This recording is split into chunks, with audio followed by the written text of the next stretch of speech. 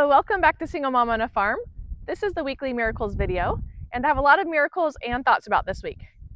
First off, when I got the phone call on Sunday night that Thomas would be coming home from his mission the next day, I kind of thought, well, there goes another work day. How does the Lord want me to provide for my family when things like this keep coming up? But then I realized how grateful I was that chicken just jumped into the blueberry bush. I was so grateful that I have a job that is very flexible and that I can take the whole day off very easily. I didn't have any coaching calls or jobs scheduled, and so it was super easy. I didn't have to cancel on anybody. We just cleaned the house and took off in the car to go to the airport to pick him up. It's an all-day trip, so we got home really late at night. But the whole day was so peaceful, and that's exactly what we needed. You know, like sometimes peace is like the biggest miracle that you can get from God. Going through a trial, that's all you want is the peace, right? That's what's comforting, because it's really the fear and the unknown, the scariness of the trial that really puts you down and makes the trial so much more unbearable. Anyway, we had a really great day together and we all felt so much peace. It was just a wonderful day. And as the week has gone on and we've struggled a little bit with things, how things are being handled, I haven't been super happy about. Not sure what's going to be happening in the future. Fear of things like Thomas is going to be doing some service right now, but having him use our car is really difficult for me. I'm really cheap with my gas. I don't want to use it very often. I don't want to put more miles on the car. Friends have already helped us so much. They put in a new transmission a couple years back. We've got new tires. I don't want to ask for any more help. I don't want people to volunteer to help me fix up my car. I just don't want to use it, until I can afford it myself. I just want to stay home, work, and then pretty soon I'll be able to afford repairs and the gas all by myself. But anyway, so I'm a little bit stingy and nervous about him using the car. Yeah, I do want him to have service experiences. He's supposed to be helping like at the homeless shelter and food banks, anywhere in town that needs help. I think he can tutor students. He's still figuring that out. We haven't heard a lot, so it's been kind of an up and down week. I'm not sure. A lot of unknowns still. Don't know how long he's going to be here. Maybe till spring. It's starting to settle in that, wait a second, this isn't what his mission looked like. We're kind of disappointed. I'm sure he's very upset with how things are being handled, with himself, with what had happened that is causing this. It's quite a letdown. Part of the mission is being able to stay away from your home for 2 whole years. Like that's just part of conquering the mission, and independent of the work that you're doing there to bring people to Christ. So it's kind of disappointing to have to be sent home. So anyway, through all that, we've been talking about it, and we both agree that we felt so much peace on Monday. And so what a tender mercy that was. We're like, I don't feel good today, and we're kind of troubled about things, but at least we felt that peace on Monday, and that is such a great gift. Moving on from Thomas, now I want to talk about Kaitlyn. She, a while back, made some poofs for a viewer, and they were huge, and they were really hard to mail. So we went from place to place for at least a week or two, trying to figure out how to mail them, and we packaged them in different ways, like FedEx, UPS, and the USPS. And everything was like $150 to mail these, so it was a challenge. And then we had to figure out a new way and buy some like bags because boxes were too expensive. Anyway, all that, she got them mailed, realized she probably lost money in the deal, but she's learning. I just like, don't worry about it. Like, businesses succeed and they fail, but you learn from your failures. Like now you'll know to price things higher, or now we know how to ship things cheaper, and what the poundage weight is for each place and all that kind of stuff. Anyway, I felt like it was a really good learning experience. But out of the blue this week, then she gets a card in the mail with a bunch of cash from that person saying she felt like she owed Kaitlyn a lot more because she loves this gift that was made, and she felt like it was really worth a lot more. So that was just a tender mercy to Kaitlyn. It's been months. She never expected it. And what is such a nice little blessing to get.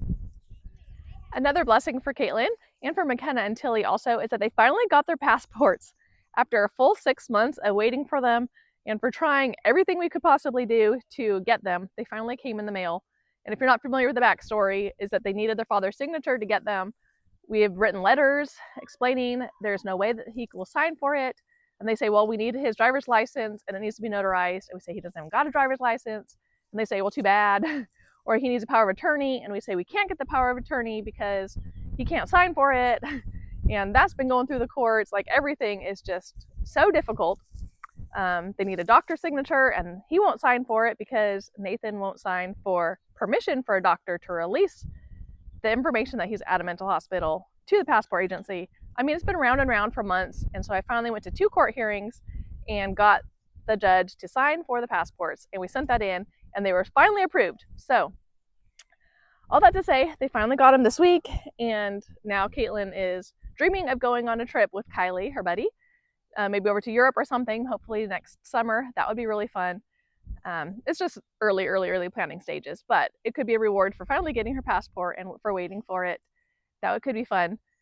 Kaitlyn realizes that at any time Kylie could get married and be tied down, and also can get like a 9-to-5 job, which is harder to leave. So we're really grateful that our kids are still in college and have college jobs that are easier to leave and get time off for, and that they're ones that aren't married are still available to go places and do things. So we're trying to make the most of it. We're just so grateful for all of our kids and any time and memories that we can make with them. Going back to Thomas, and as we struggle to forgive those who have hurt him and forgive ourselves for not taking steps to prevent this from happening and just accepting everything, we're trying to look for a lot of the blessings in it. The first blessing I realized was that he could be in the play. Now, the play for A Christmas Carol really needs people. So they needed Jacob Marley, and they needed a few other characters. They really needed a dancer because there are like nobody his age, all his friends are in college and they are not able to be in it. So they really need him to be in the play. So that's a blessing for the Playhouse. And it's a huge blessing for me because he can be a driver to take the kids to the play. That frees up so much of my time. If I don't have to drive them, I can stay home and get hours of work done without the kids around. So I'm really hoping that just boosts our income, and it helps me get a little bit of a mental break from the kids so that I can actually focus on the things that I want to accomplish and my goals by the end of the year. So that is a one big blessing. Another one is that as he's doing service, he can count family service as missionary work. And so he has been busy like chopping wood for us. I know he can help fix things. I want him to fix up a shed that needs a new door and a new window and possibly a new roof. I'm not sure if he'll get to that. But anyway, it's so nice to have him around that he can do these things and not be in the middle of school and work like he was last year. I don't feel so guilty asking him to do these things, I guess, because it's a little bit more of a requirement and he has the free time. And as he's home, we're going to be looking for more blessings of him being home. You know, we're going to just try to have faith that there's a plan in this, that the Lord's got a plan for him. The Lord is going to help us get through it. He taught us not to look back. You know, there's no reason, I guess, to regret things and choices that we made or ways we could have prevented this or something. It's easy to do that, but it's not helpful. It's not going to get us where we want to go. So we just need to let that go and say, this was meant to be. This was supposed to happen because it did happen. And have faith. I know the more we have faith, the more we'll be able to see the miracles in our life. President Nelson talked about that a lot, that the more we increase our faith, the more miracles we'll have, and we have more access to God's power in helping us through our life. So I know that. I hope you can look for the little miracles this week. Have a happy Thanksgiving. I'm super excited that Thomas is home for the holidays. Oh, that is another huge blessing. You know, if he's ever sent home for 3 or 4 months, I definitely want it to be this time frame. I am so grateful it's now and not like in January after the holidays. So I'm just thrilled he's here for Thanksgiving and Christmas and New Year's. And the girls will be coming home for Christmas and New Year's, so we'll have a great time together. So it'll be wonderful. I'm really excited, and we have lots to look forward to. Have a great week. Thanks for watching, and share this with your friends. Bye-bye.